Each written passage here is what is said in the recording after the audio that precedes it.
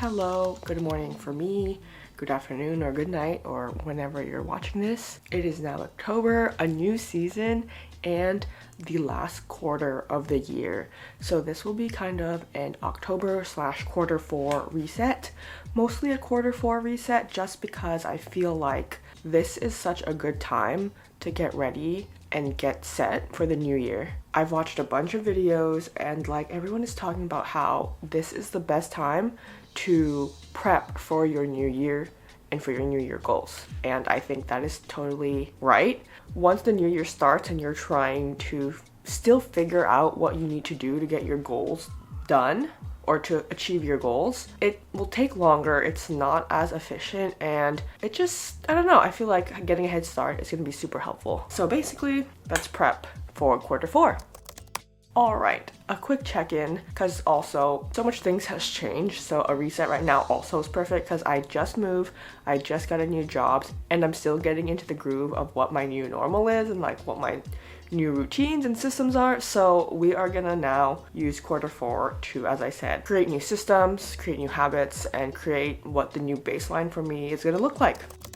Let's get into my Q4 goals/habits. Of course, this includes October in it as well. And I know I'm posting this a little bit later, so if you are watching it now, honestly, any time is a good time to reset. It is Monday when I'm posting this, so Monday is a great day to reset. It does not have to be right at the first of the month, and you still have the whole quarter, so you could still do a quarter reset as well. Or a monthly reset, it doesn't matter, just any reset. But when I'm recording this, I'm already starting a 75 soft. It's more of 90 because it's kind of going throughout the whole end of the year. And I'm doing this kind of 75, 90, whatever, soft to help me figure out my goals and my routines and my systems for the next year. So let me tell you what my rules are for my 75 soft, and then I think it'll make more sense once I explain what the rules are and then what they're meant to be doing. So first one is movement every day.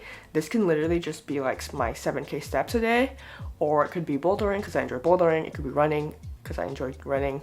It could be lifting as well because I am trying to lift as well. This is based off of energy levels, but I do want movement every day, whether that's just steps or something a little more intense like a run.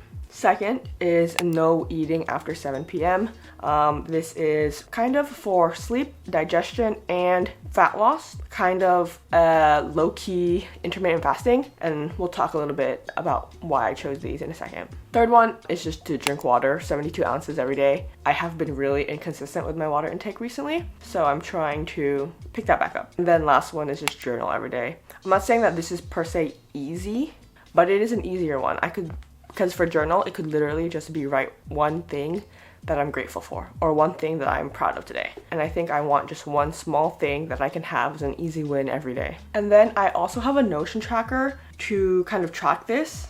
And let me pull that up. All right, so here is what this looks like. It says September because I started this tracker in September, but this is actually like just the tracker for all my 75 soft habits. And the reason why I'm using a tracker in Notion like this is because I think it's going to get me really good data. So it's either yesterday, Thursday, Wednesday, what my movement I did was, steps, my water consumption, and then just a check mark if I achieved what I needed to. So this one is the walking or the movement. This one is the water. This is the intermittent fasting. And then this is the journaling. And then we have the date here. So I've even started in September, honestly, because September was my birthday month. So another new year, but like for myself. So I wanted to really start getting into it. In September, I wasn't so strict. It was more of getting back into the rhythm. But now for October and the rest of quarter 4, I'm kind of being a little bit more intentional about trying to actually do these almost every day. Obviously, you can see I have not been doing things every day, and I think this is what's great about this specifically, is that it will get me the data I need. For example, how come I haven't drank water for these 3 days? What was going on last Saturday, Friday, and Thursday that made me not drink water? And then I can try to put in systems or do something to address that. This will just help me figure out a system that works for me. For example, if I see that every Thursday I can't work out or I don't hit my movement goal, either we can, 1, find something that does work, or 2, just don't force it at all, and make sure that in my routine or in the system that I create for myself that there won't be a movement thing on Thursday. But the main goal for this 75 soft or 90 soft is not really to do these every day. It's to try to do it every day, but see why I'm not doing things, see what's working, and to build a really good system specifically for consistent and good movement and for my nutrition. Let's first talk about the movement. So movement, I am on a fat loss goal, but my main thing with creating my routine or my system for my movement is for it to be something that I can be consistent with, and once my fat loss goal is over, if it ever really is over, is that I can keep doing it even afterwards. So I like a lot of active things actually. I like jogging, I like climbing. I don't really like lifting, but I know it's really important for your bone health. To have muscle is important, and to build them is important. So I do want to start lifting more as well. So having 3 things to balance is kind of a lot. So I really just want to find a routine for my movement that allows me to enjoy all of the things that I enjoy and make sure I'm able to do it consistently. And then kind of just as an example of what this looks like, I want to know what works for my work from home days. What works for my in-office days? Are morning workouts better for me? Can I do a workout after work? Do I even want to? But by doing these things, trying to do these things every day, I think it'll help me figure out the timings of my workout, what workouts work out on which day, what times, etc. See, that's something I'm just trying to figure out with this 75 soft and doing things every day. And then as for the eating or the nutrition, again, there is a kind of sub goal of fat loss, but again, this is just something I want to continue throughout my life, I guess. Something that is I can be consistent with, something that I'm able to do every day. And I think my main anchors really are right now is making sure not to eat after 7 p.m. High protein, and then try to eat cleaner. I'm not saying I'm gonna eat only whole foods, but focus more on whole foods. And then things I want to kind of try to experiment with and see what works for me is either calorie counting, intuitive eating, or intermittent fasting. I'm trying to see what works and what basically works for me and my body. So that is kind of my Q4 goals and habits, and getting right for the next year and trying to find the right habits and routines for me. But yeah, since we kind of have new goals and kind of a new theme for this Q4, I wanted to refresh my vision board. So I'll put up a photo of what my current vision board is for 2025 here. Let me grab my iPad so that I can see it myself. So as I look at my kind of vision board, there is a lot of kind of self-care things, lots of movement, water, there is a clean eating photo, there is a YouTube photo, or like a video editing one, but that is for YouTube. And then a matcha to look cute, of course. And I think recently I've been taking really good care of myself. I found a good shower routine, a good kind of everything shower, and maintenance schedule that makes me feel nice. I do my own nails at home every so often, and so I'm pretty happy with that, and I think we could say we've achieved that. But oh, there is a move in one, and I did move in this year, so we did that. And then for the YouTube one, I've also got monetized, so there's that. There are a couple things on here that I would say I achieved, so that's great. And to be so candid, right now I'm not gonna do my vision board because I don't have time. I'm really busy today, and I really wanted to do this video and get to talk to you guys. So I'll put in a clip of when I do my vision board. I might do a little voiceover or something, but here is that. Alright, so here is the start of our vision board. Again, I'm focusing on routines, drinking water, eating well, movement, and really just systems and routines. Making sure that I create good systems and stuff that will work for me, and just a reminder of all of that. Alright, so that was the vision board, and now let's get into the reading recap for the month of September and everything I've read in September. So the first book I finished in September was The House of Flame and Shadow by Sarah J. Maas. It is the third book in the Crescent City series. I don't know how much I can really say without spoiling. And there is a really big spoiler that I think is already out there in the world. I'll be really vague about it, but there might be some slight spoilers if that's not what you're into, so I'd skip ahead a little bit. So basically what House of Flame and Shadow is, Bryce is a half fae, half human, and it is kind of fae and magical world, but in a more modern setting. So they have phones, they have electricity that's kind of powered by magic, or I'm saying magic, but that's not what they call it. I think they call it first light. And I don't really know how much more I can explain about the story or about the series without spoiling. So I'm just gonna get into my thoughts now. So I gave House of Flame and Shadow a 3.5. So I think the biggest thing is the cool crossover. I won't say much more, so if you know, you know. But I enjoyed seeing a certain character in a different light. In her own book, in the other series, I didn't like her as much. And I just really liked seeing how Bryce and the other characters from the other story kind of interact and seeing how things work there. But I will say during this crossover, it was a little hard to read because obviously I've read both kind of series and I both know that they're, at the end of the day, pretty good people. And the distrust between Bryce and the other characters, I mean, obviously there has to be distrust.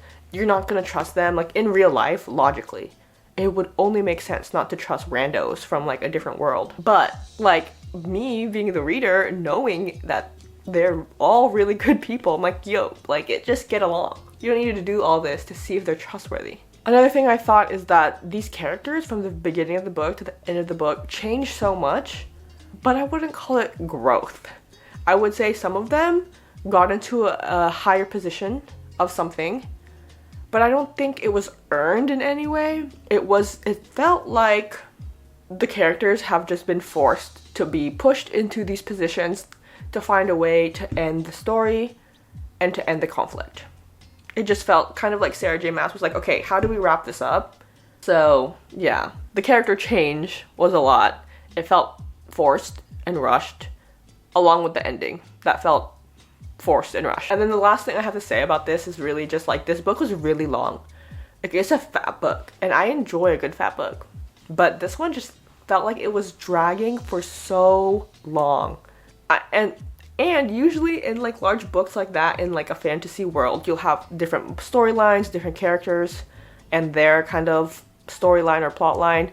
And I love that too. But here, it just felt like everything was dragging. There were points where I felt like no storyline or no plot line was making any progress. And usually I find that a lot of like plot lines or storylines of separate characters that are not the main character somehow tie into the main plot or the main story in a very significant way. So if in the end, it really doesn't matter that there's so many storylines because they all connect. And here, of course, they do all connect. I just feel like the side plots or the side stories make zero significant impact into the main storyline or the main plot line. So yeah, 3.5.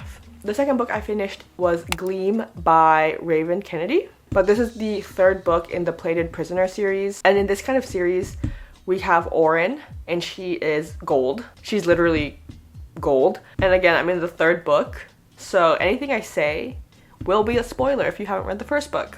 But there is an identity plot twist that actually, I wouldn't say I was surprised by it or I got shocked by the plot twist. I mean, it was pretty predictable the way that the story was reading, and I've seen TikTok, so I know, like, that there was someone who was coming, and I'm just like, like, the whole first couple books, I'm like, where is this person?